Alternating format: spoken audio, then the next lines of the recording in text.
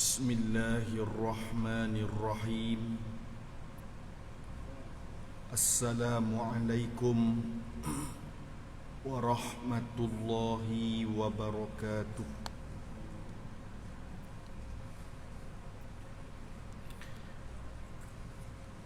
Nahmaduka Rabbi kama 'allamtana an nahmad.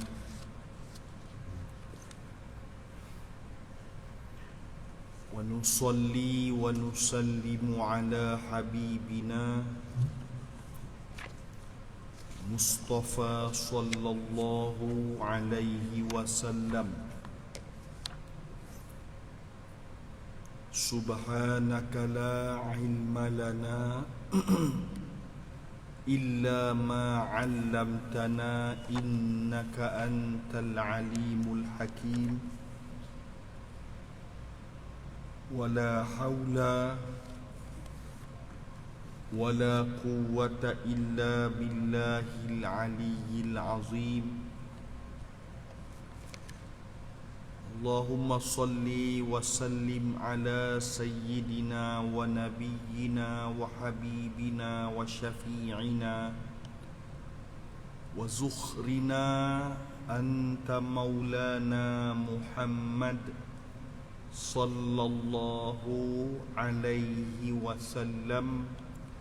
Amma ba'd. Yang dimuliakan ashabul fadilah, tuan imam, seluruh jawatan kuasa masjid, tuan-tuan haji serta para jamaah yang dirahmati Allah Subhanahu wa ta'ala. Alhamdulillah, marilah sama-sama kita merofakkan kesyukuran kita kepada Allah Ta'ala di atas nikmat yang tidak terhitung hebatnya, nikmat iman dan Islam. Sekaligus kita yang hadir pada malam yang penuh barakah ini, kita duduk dalam rumah Allah Ta'ala ini, kita beriktikaf dan kita mengharapkan doa daripada malaikat yang duduk di masjid, malaikat yang duduk di masjid Baitil Ma'mur, malaikat yang duduk di masjid Baitil Ma'mur ini kedudukannya pada langit yang ketujuh. Kedudukannya sama dengan kedudukan bumi, iaitu yang dikenali dengan Masjid Al-Haram. Maka masjid di langit ketujuh itu dipanggil Baitil Ma'mur. Ada Kaabahnya, ada tempat tawafnya, ada tempat sa'inya yang dilakukan, yang dilaksanakan oleh para malaikat. Yang mana malaikat yang masuk dalam masjid itu, dia tidak akan keluar buat selama-lamanya. Didoakan akan malaikat itu ghafiriz dzambil mu'minin, supaya Allah mengampunkan dosa-dosa orang-orang yang mukmin. Yang mana masjid itu adanya di kalangan nabi-nabi yang pangkatnya selayaknya duduk pada langit yang ketujuh. Dan bukan semua nabi-nabi itu dibenarkan untuk duduk pada langit yang ketujuh. sebagaimana Isa bin Maryam alaihi salam, walaupun Isa bin Maryam itu sudah duduk di langit selama 2021 tahun, tapi makamnya, kedudukan Isa bin Maryam itu pada langit yang kedua, berbanding dengan Sayyiduna Ibrahim alaihi salam.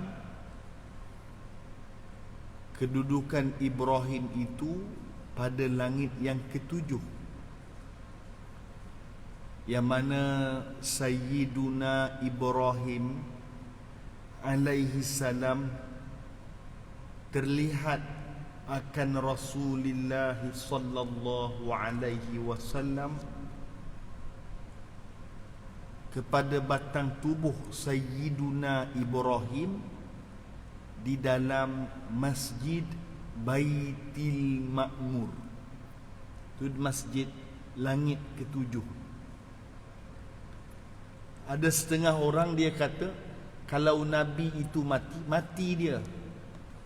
Mati macam orang lain. Tidak. Sebab itu i'tiqad kita di dalam Ahlus Sunnah wal Jamaah, bila kita menziarahi makam Nabi-Nabi dan Rasul-Rasul itu, disuruh kita memberi salam semacam mana sewaktu dia hidup. Itu kita kena faham. Semacam kita kalau kita mati, orang ziarah kubur kita, diucap Assalamualaikum ya ahlal kubur. Itu beza kita dengan kalangan Nabi-Nabi dan Rasul-Rasul alaihi salatu wassalam. Begitu juga bila mana kita menziarahi di kalangan mereka yang diberi jaminan syafaat khusus daripada Nabi sallallahu alaihi wasallam, sebagaimana Nabi menyatakan man istata'a ayyamuta bil Madinah. Nabi kata, mana-mana di kalangan kamu yang mampu untuk mengebumikan jenazahnya di Madinah, falyaf'al, maka lakukan, laksanakan. Madinah ini yang bermaksud Jannatul Baqi'. Ulama sebut namanya Jannatul Baqi'. Di doa akan Ahlul Baqi' itu ada adabnya. Allahumma ighfir lahum warhamhum waj'alna minhum. Ya Allah, ampunkan dosa akan Ahlul Baqi' dan rahmatikan akan Ahlul Baqi'. Apa diajar adabnya? Waj'alna minhum, supaya ya Allah jadikan kami daripada mereka. Kerana apa? Kerana mereka itu mendapat syafaatul khusus wal khusus, syafaat yang khusus lagi khusus daripada Nabi sallallahu alaihi wasallam. Abdullah bin Ubay bin Salul, ketua munafik di Madinah itu, walaupun dia asal orang Madinah, tetapi jenazahnya tidak diizinkan untuk dikebumikan di Jannatul Baqi', tetapi dikebumikan di penempatan Az-Zibalah, tempat pembuangan sampah bagi penduduk Madinah. Itu nak disebut bahawa orang-orang yang dikebumikan di Jannatul Baqi itu orang yang dipilih oleh Allah Subhanahu wa taala. Orang yang hampir dengan Rasulullah sallallahu alaihi wasallam. Habis itu sebagai mukaddimah kita pada malam ini. Kita diuji dengan musibah banjir besar. Diuji kita. Bila saudara kita diuji, kita turut diuji. Diuji dengan kesedihan melihat keadaan saudara mara kita yang tertimpa musibah. Seorang waliullah namanya Junaid Al-Baghdadi. Dia tu wali. Pasar terbakar. Junaid ini wali. Kerjanya berniaga. Pasar yang dia berniaga itu seluruhnya terbakar,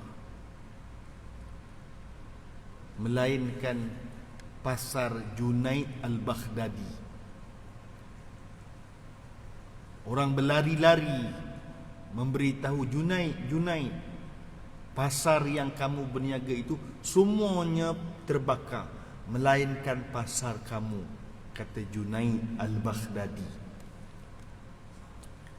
Apa kata Junaid? Junaid kata, Alhamdulillah, kata Junaid. Terus Junaid itu bertaubat.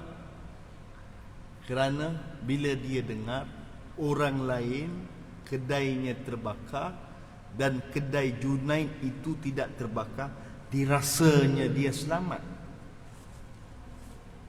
Dan Junaid itu bertaubat selama 40 tahun kerana tersalah cakap mengucapkan Alhamdulillah, sebab dia tak tertimpa musibah, orang lain ditimpa musibah. Kalau kita ada rasa macam ni, na'udzubillah atas diri kita. Kita melihat saudara mara kita yang tertimpa musibah, kita turut merasa musibah ini. Jangan kita berasa, Alhamdulillah rumah saya tak kena banjir, rumah orang lain kena. Kita turut merasa. Kita merasa sedih dan mengharapkan supaya apa yang berlaku ini Allah Ta'ala mengampunkan dosa-dosa kita.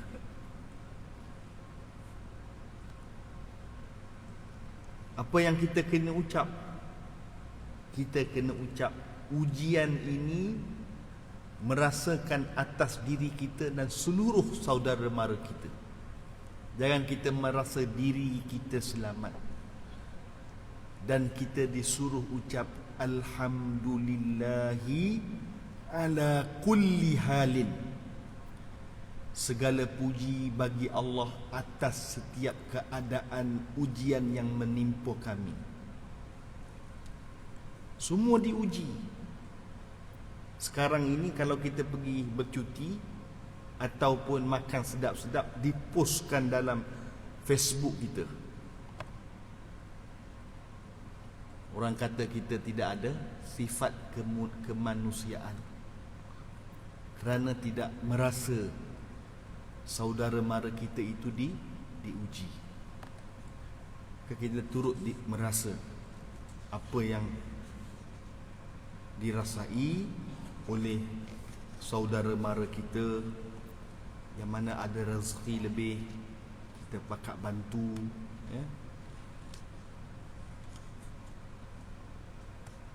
Hari makin hari ramai, baru kita tahu ramai yang mati.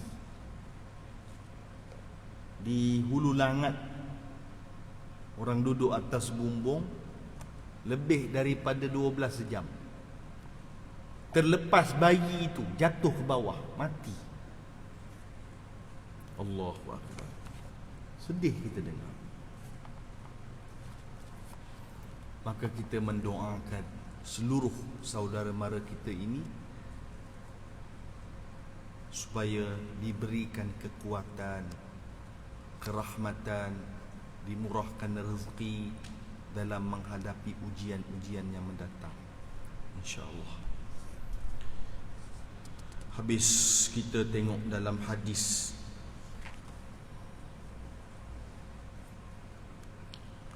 dalam kuliah yang lepas kita cerita tajuk-tajuk dalam hadis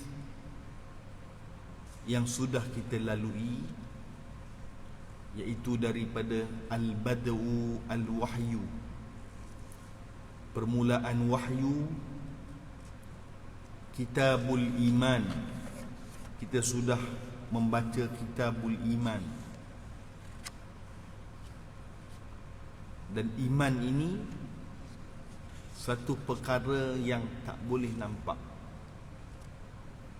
Dan kita sebut bahawa orang yang memegang keimanan ini di kalangan umat Nabi Muhammad sallallahu alaihi wasallam, dan umat nabi-nabi dan umat rasul-rasul itu, ketua segala orang yang membawa keimanan ini adalah Sayyiduna Abu Bakrin radhiyallahu anhu. Kemudian kita sudah membahaskan kitabul ilm daripada bab yang ketiga, iaitu kitab ilmu. Kita menceritakan kelebihan menuntut ilmu.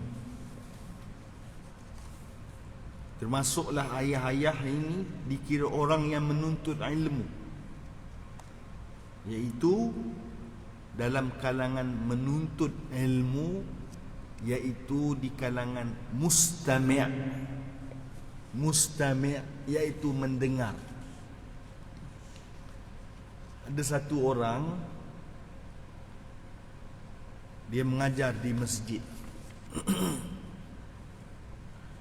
Bila dia datang mengajar di masjid, dia tengok di kalangan syuyukh. Syuyukh ni maksudnya orang lama, macam ayah-ayah ni orang lama. Tengok angguk-angguk, ada yang menyandar di tiang, ada yang termenung. Jadi dimarahi dia. Dan pada kuliah kemudiannya dibeli buku nota kecil, pen, dibawa 50. Dipaksa orang-orang tua itu supaya mencatat apa yang diajar tadi. Maka ini tak perlu, kerana di zaman Nabi itu ada di kalangan orang-orang yang berumur itu hanya datang mendengar, mustami'. Sebab itu agama kata ada orang kun aliman, jadi orang alim. Ada orang muta'alim, dia mengaji. Orang yang belajar mesti otaknya kuat, masanya lama, hartanya ada. Ada orang dia tidak mendapat maqam muta'alim, tapi dia dapat maqam mustami', mari mendengar. Di kalangan orang-orang tua di Madinah itu hanya datang mendengar. Tidak semacam anak-anak muda yang mengaji, belajar dengan Nabi sallallahu alaihi wasallam, disuruh menghafaz sama ada daripada Al-Quran dan hadis Nabi Muhammad sallallahu alaihi wasallam. Sebab itu kalau kita tengok perawi-perawi hadis itu di kalangan orang muda, jarang di kalangan orang-orang syuyukh, orang-orang lama. Kerana sifat menghafaz itu, sama ada ia bahasa Arab ataupun bahasa Melayu, ia mesti daripada orang-orang yang dikenali sebagai syabab, pemuda. Ada orang kata, tak apalah, dia boleh hafaz Quran sebab dia orang Arab. Tidak. Bukan semua orang Arab itu dia boleh hafaz Quran. Kerana Quran ini mu'jizat. Disangkakan, oh boleh cakap Arab, boleh hafaz Quran. Tidak. Kalau macam tu Abu Jahal pun boleh hafaz Quran. Hanya golongan dipanggil mukhtar, yang dipilih oleh Allah Ta'ala. Umar bin Al-Khattab radhiyallahu anhu mengadu kepada Nabi sallallahu alaihi wasallam, "Ya Rasulullah, lemah ingatanku untuk menghafaz Al-Quran." Mengadu. Bukan orang yang biasa. Umar itu, Nabi kata, kalau ada Nabi selepas aku, Umar akan kulantik. Tapi Nabi kata, la nabiyya ba'dah, selepas daripada aku dah memang tidak ada Nabi. Itu kita kena faham.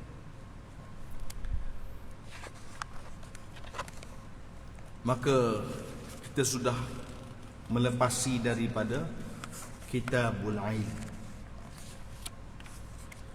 Pada malam ini kita akan tengok,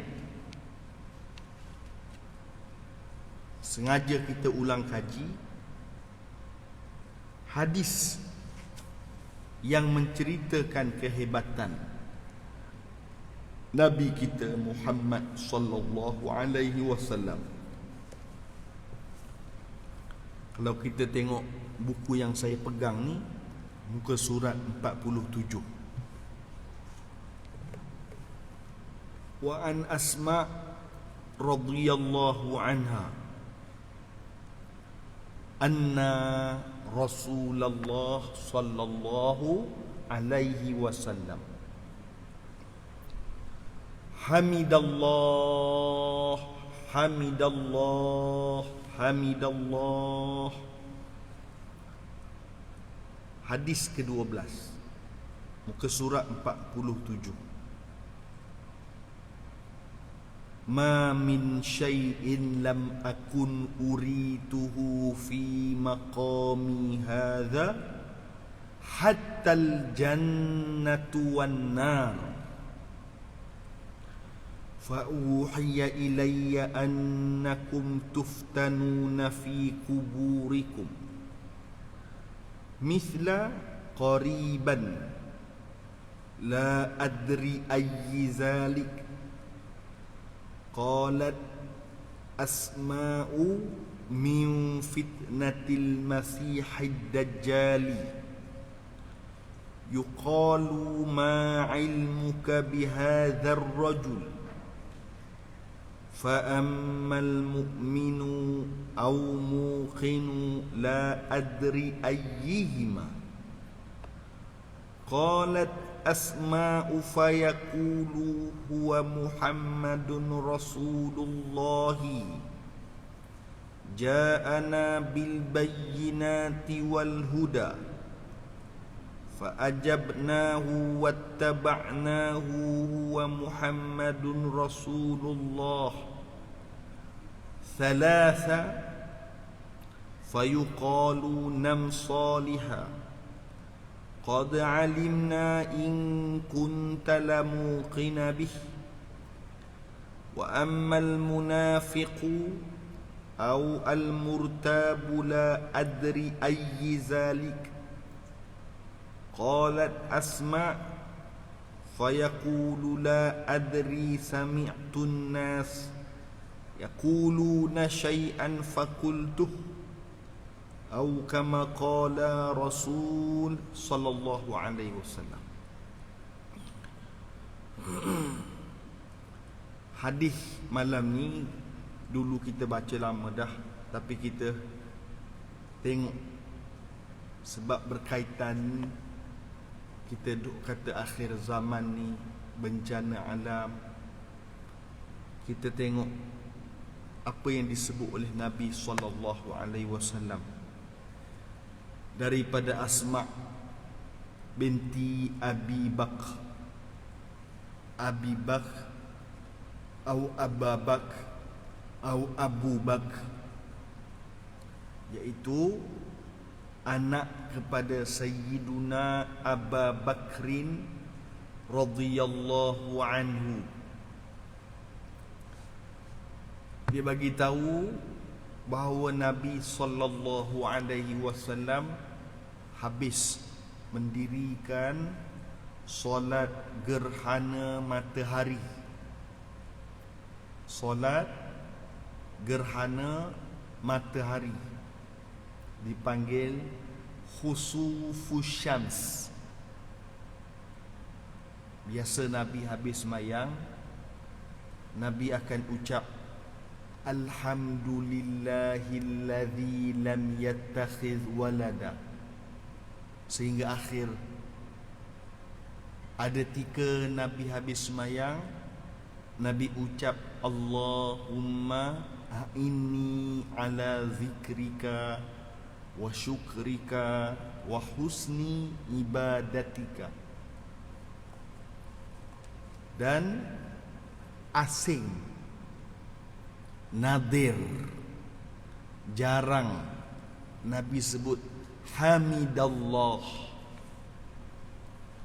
Kita dalam sembahyang, intiqalat kita satu je, kita kata sami'allahu liman hamidah dalam i'tidal. Bila Nabi habis sembahyang gerhana matahari, Nabi terus menghadap di kalangan para sahabah ridwanullahi ajma'in. Para sahabat itu, mereka ini digelar dengan as-sabiqunal awwalun. Mereka ini digelar dengan radhiyallahu an. Kerana apa? Kerana mereka ini ada sifat ihsan. Sifat ihsan. Hari ini orang tak ada ihsan. Orang suka membicarakan boleh, tak boleh, halal, haram, betul, salah, berdebat. Itu tidak ada ihsan. Macam telefon, tengah semayang kita jadi makmum, berbunyi. Apa tugas kita? Tengah semayang, duduk belakang imam, berbunyi. Hukum fiqh kata boleh kita masukkan tangan dalam kita punya kocek kita, padamkan telefon kita. Pergerakan kita jangan terlampau laju. Memang hukum fiqh kata boleh, tapi kita kata di sana ia tidak ada ihsan. Ihsannya masuk masjid silent terus telefon tu. Orang suka bicara hari ini, mana lebih afdal, saya bagi nafkah kepada ibu saya ke ataupun kepada isteri saya? Memang kalau kita bicara ibu atau isteri, ibu itu boleh kita bahaskan, ada tak adik-beradik lelaki yang lain. Orang tidak ada ihsan hari. Ada duit lebih sedikit, isterinya bekerja, mahu hendak diberi kepada ibu dan ayahnya. Dia kata kamu tak perlu bagi, sebab kamu ini anak perempuan, yang wajib memberi adalah anak lelaki. Itu tidak ada ihsan. Kalau ada ihsan, diberi saja. bi ihsanir radhiyallahu anhum wa radu an. Orang hari ini suka bicara, suka bahas, suka berbual. Oh, boleh bagi nafkah dekat mak ke, tak perlu ke, beri ke, tak payah ke, atau macam mana ke. Tapi kalau dia belanja dekat kawan dia, tak ada dia bisa. Itu tidak ada ihsan. Maka Nabi menghadap di kalangan orang yang ada ihsan. Siapa dia? Itulah di kalangan para sahabah ridwanullahi ajma'in. Nabi kata, ma min syai'in lam akun urituhu fi maqami hadha hatta al-jannatu wan nar. Nabi kata, waktu aku solat tadi di tempat inilah, kata Nabi, diperlihatkan aku ketika aku menjadi imam akan syurga dan neraka. Itu Nabi. Kehebatan ini tidak ada pada nabi-nabi dan rasul-rasul yang lain, melainkan Nabi Muhammad sallallahu alaihi wasallam. Kan nabi-nabi dan rasul-rasul yang lain, bila dia lama bersembahyang, apa dia minta? Dia minta nak bertemu dengan Allah.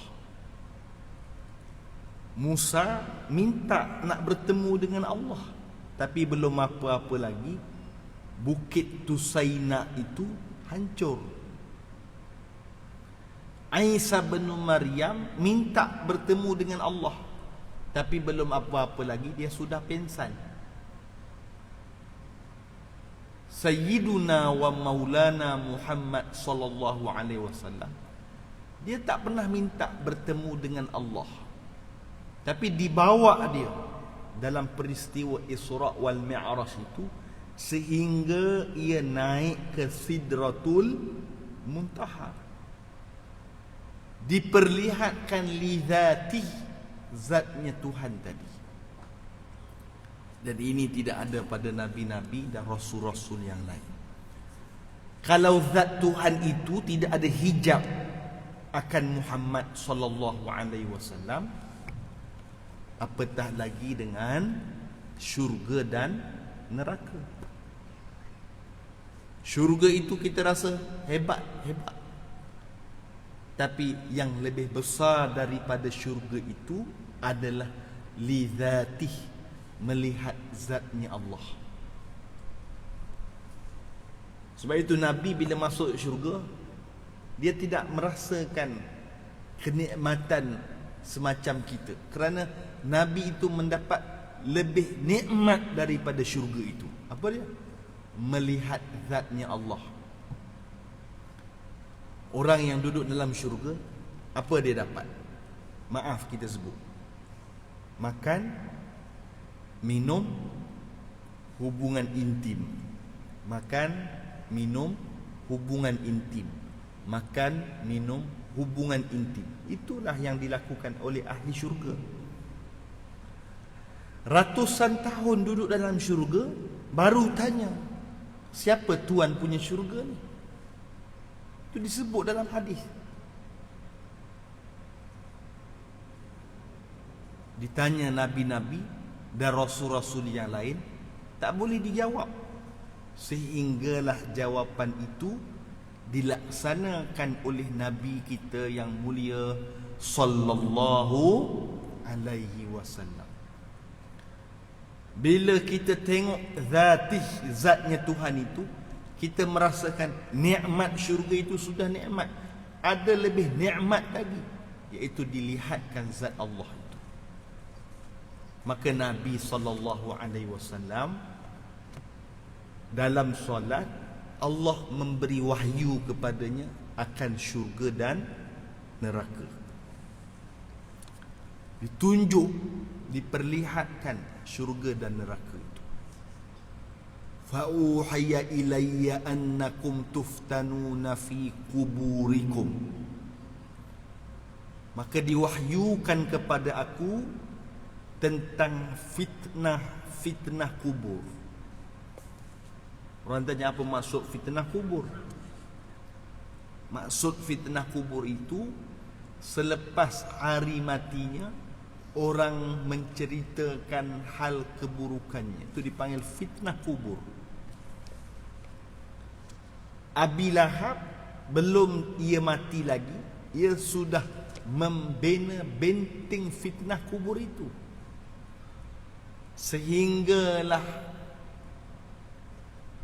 hari kiamat, selagi mana orang membaca wamra'atuhu hammalatal hatab, dihentak setiap hari.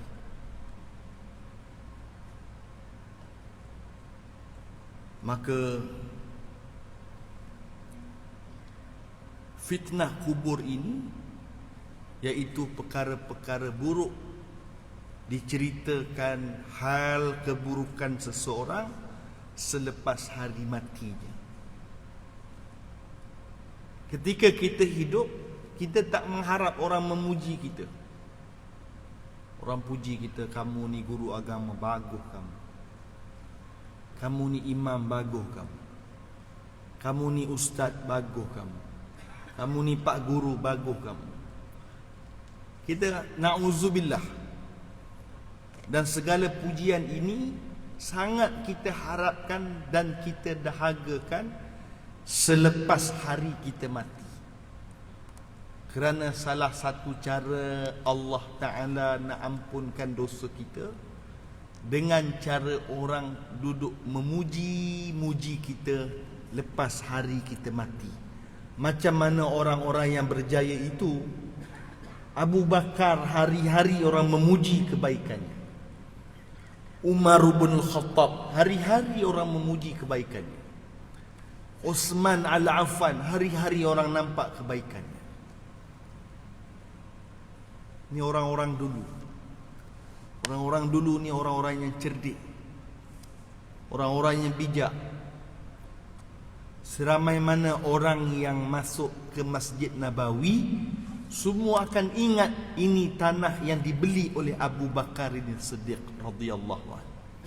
Seramai mana orang yang azan itu akan ingat ini azan yang diajar oleh Umar bin Khattab. Seramai mana orang yang baca Quran, dia akan ingat inilah hasil usaha Uthman Al-Affan radhiyallahu anhu. Ini orang-orang dulu. Orang-orang dulu ini dipanggil as-sabiqunal awwalun. Kita harapkan Allah i'tiraf kita ini dengan as-sabiqunal akhirun. Kita beriman dengan Rasulullah, tapi lahir kita Rasulullah dah wafat. Sahabat itu sudah wafat. Tabi'in itu sudah wafat. Tabi'in itu sudah wafat. Maka kita harapkan kita daripada as-sabiqunal akhirun. Kita teruskan. Saya nak cepat. Fayaqulu huwa Muhammadun Rasulullah. Siapakah orang yang beriman itu? Yang menyatakan ja'ana bil bayyinati wal huda fa ajabnahu wattaba'nahu. Yang menyatakan kami menerima bil bayyinat, penjelasan yang dibawa oleh Nabi kami, wal huda, petunjuk, fa ajabnahu, dan kami terima, wattaba'nahu, dan kami ikut. Kita tak akan faham Quran dan hadis. Ada orang kata, saya sudah membuat keputusan, saya tak akan ambil pandangan ulama, cukup saya ambil daripada Quran dan hadis. Salah. Disangkakan perkataan itu betul, sebenarnya perkataan itu fa'adallu wa adallu, sesat. Kerana mana mungkin kita boleh memahami Al-Quran dan hadis itu melainkan daripada ulama. Bila kita meninggal dunia, sebelum kita disoal oleh malaikat, ma rabbuka wa ma nabiyyuka wa ma imamuka wa ma kiblatuka, kita kena yakin bahawa akan datang kepada kita itu gambaran Nabi sallallahu alaihi wasallam di barzakh kita, di kubur kita. Orang-orang yang beriman itu bila didatangkan gambaran Nabi di barzakh dia menyatakan huwa Muhammadun, disebut sini huwa Muhammadun thalatha, 3 kali disebut. Belum sempat malaikat menyoal dia, ma rabbuka wa ma nabiyyuka wa ma imamuka, malaikat kata fayuqalu nam salihah, tidur saja kamu. Kita bagi laluan azan, lepas tu kita sambung sikit lagi insya-Allah.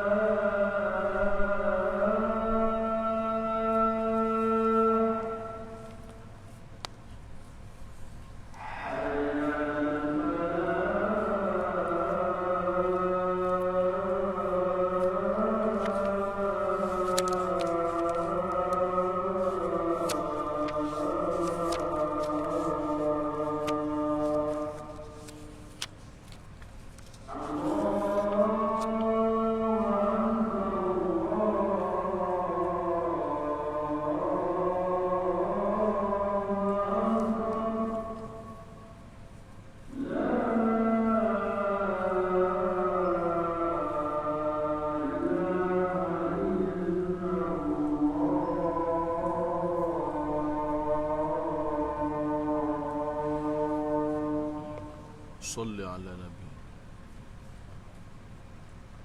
الصلاة القائمة الشرف والدرجة العالية.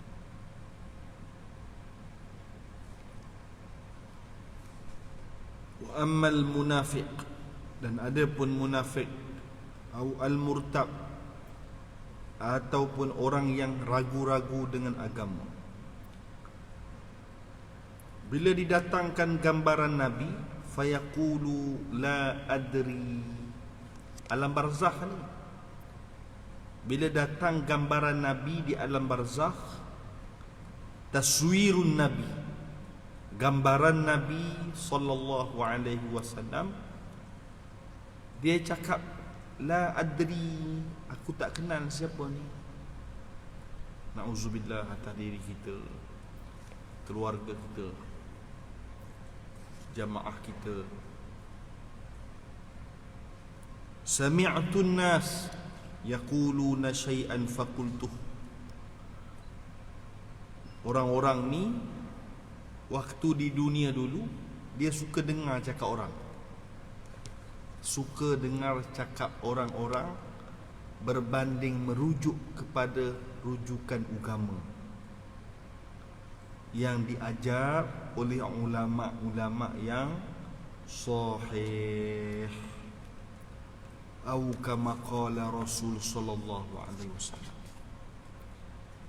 Jadi mudah-mudahan dengan bencana-bencana yang datang ini, kita kena yakin bahawa ini adalah ujian. Husnuzan kita kepada Allah, sangkaan baik kita kepada Allah. Ujian yang mendatang ini untuk Allah Ta'ala mengangkat darjat kita sebagai hamba-Nya, insya-Allah. Diuji kita dengan masalah penyakit, diuji kita dengan masalah bencana, diuji kita dengan masalah kehidupan, barang naik, kehidupan tersempit dan sebagainya. Kita minta mudah-mudahan dengan barakat amalan soleh, barakat ayat-ayat suci Al-Quran, Allah Ta'ala mempermudahkan kehidupan kita. Sebab itu di zaman Rasulullah ada cerita barang naik. Sahabat kata, ya Rasulullah, hidup susah sekarang, barang naik ya Rasulullah, susah. Apa Nabi kata? Kalau kamu masuk rumah, jangan lupa memberi salam, dan jangan tinggal membaca suratul Ikhlas satu malam di dalam rumah kamu sekurang-kurangnya 3 kali. Sekurang-kurangnya 3 kali. Sekalipun waktu itu orang sebut susah, ke Allah akan mengeluarkan kamu daripada kesusahan tadi. Mudah-mudahan dengan berkat mu'jizatul Quran dan berkat yang diajar oleh Nabi Muhammad sallallahu alaihi wasallam. Saya rasa cukup sekadar itu saja. Didoakan ayah-ayah dan ibu-ibu semua dalam jagaan Allah dan rahmat Allah. Sallallahu ala nabiyyina wa maulana Muhammad wa ala alihi wa sahbihi wasallam.